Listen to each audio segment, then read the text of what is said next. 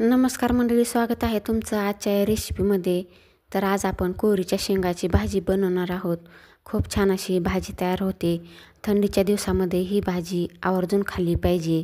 चला तर मग रेसिपीला सुरुवात करूया. इथे मी वाटण तयार करण्यासाठी साहित्य घेतलेलं आहे. तर इथे तुम्ही पाहू शकता 1 चमचा तीळ आणि 1 चमचा कारळं मी मिक्स करून घेतलेले आहेत. 1 चमचा धने घेतलेले आहेत. थोडेसे खोबऱ्याचे काप घेतलेले आहेत. 1 कांदा घेतलेला आहे. तर हा कांदा आपल्याला कट देऊन गॅसवर मांडून भाजून घ्यायचा आहे. आणि 1 छोटी वाटी आपल्याला शेंगदाणेसुद्धा लागणार आहेत. तर हे सर्व साहित्य आपल्याला तेल टाकून भाजून घ्यायचं आहे आणि कांदा गॅसवर मांडून भाजून घ्यायचा आहे. तर इथे कोहरीच्या शेंगा घेतलेल्या आहेत. इथे तुम्ही पाहू शकता कोहरीच्या शेंगावर काळसर अशी भुरी आलेली आहे.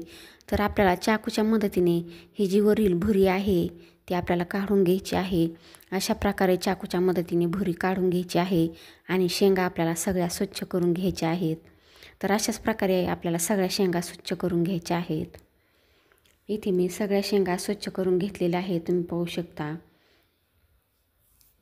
आता या शेंगा आपण कट करून घेऊ. तर शेंगाची दोन्ही बाजू आपल्याला कट करून घ्यायच्या आहेत.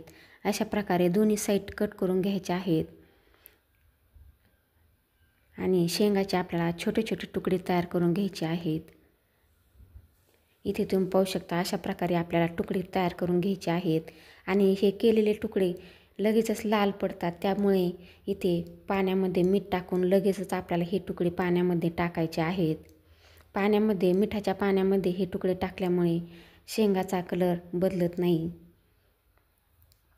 तर इथे तुम्ही पाहू शकता शेंगा सगळ्या कट करून झालेल्या आहेत आणि शेंगा स्वच्छ आपल्याला हाताने चोळून धुवून काढायच्या आहेत. तर इथे तुम्ही पाहू शकता पाणी किती खराब झालेलं आहे, पाहू शकता. तर आपल्याला 2-3 पाण्याने ह्या शेंगा स्वच्छ धुवून घ्यायच्या आहेत. इथे मी वाटणसुद्धा भाजून घेतलेलं आहे, पाहू शकता. शेंगदाणे मी छोटी वाटी तेल टाकून कुरकुरीत होईपर्यंत भाजून घेतलेले आहेत. कांदासुद्धा छान असा आपला भाजलेला आहे. अशा प्रकारे कांदा भाजून घेतला की भाजीला छान असा काळसर रंग येतो. तर इथे आपलं वाटण छान असं भाजून तयार झालेलं आहे.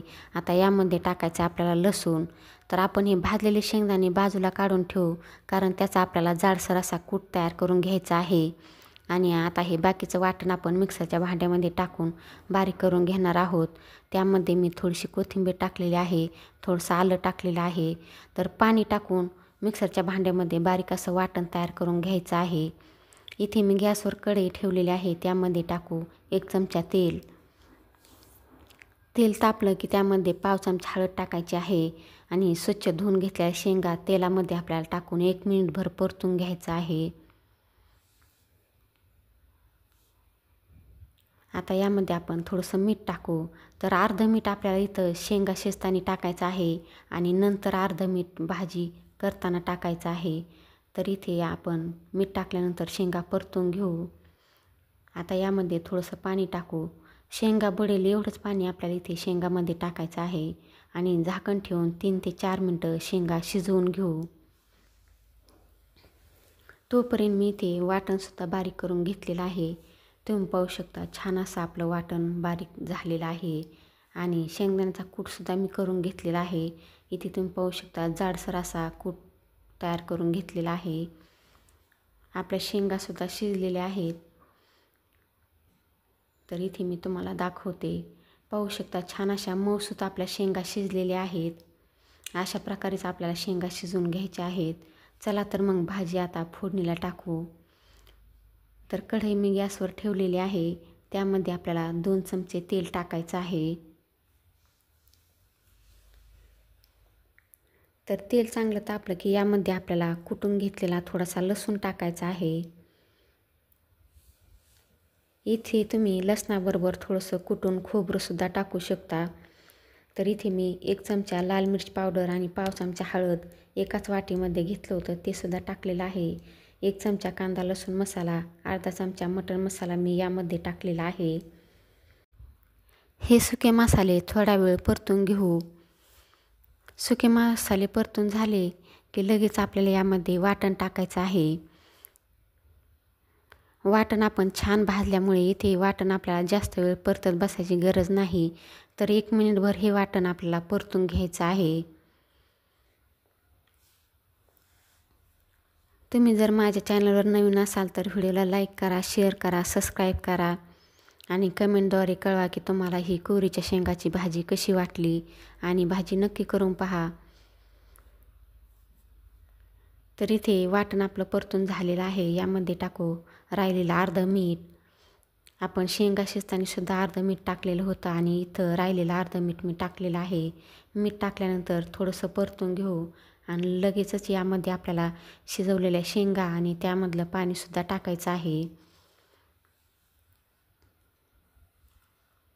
तर आता इथे भाजीमध्ये तुम्हाला जर एक्स्ट्रा पाणी टाकायचं असेल तर तुम्ही थोडंसं पाणी कोमट करून टाकू शकता. तर मी इथे मिक्सरचं भांडं थोडंसं धुवून यामध्ये टाकलेलं आहे, कारण त्यालासुद्धा थोडंसं आपलं वाटण लागलेलं होतं. इथे भाजी तुम्हाला घट्ट हवी आहे किंवा पातळ हवी आहे त्यानुसार तुम्ही इथे पाणी ॲड करू शकता. पाणी ॲड करताना आपल्याला कोमटच पाणी यामध्ये टाकायचं आहे आणि मिक्स करून घ्यायचं आहे. जेवढी भाजी तुम्हाला बनवायची आहे तेवढं पाणी इथे तुम्ही टाकू शकता. छान अशी आपली भाजी इथे घट्ट दिसत आहेत. तर आता पाणी टाकायची गरज नाही. शेंगदाण्याचा जाडसर कूट तयार करून घेतलेला होता तो सुद्धा आपल्याला इथे टाकायचा आहे. कूट टाकल्यानंतर मिक्स करून घेऊ आणि झाकण ठेवून भाजीला उकळी येऊन देऊ. भाजीला उकळी आली की त्यामध्ये आपल्याला कट करून घेतलेली थोडीशी कोथिंबीर टाकायची आहे.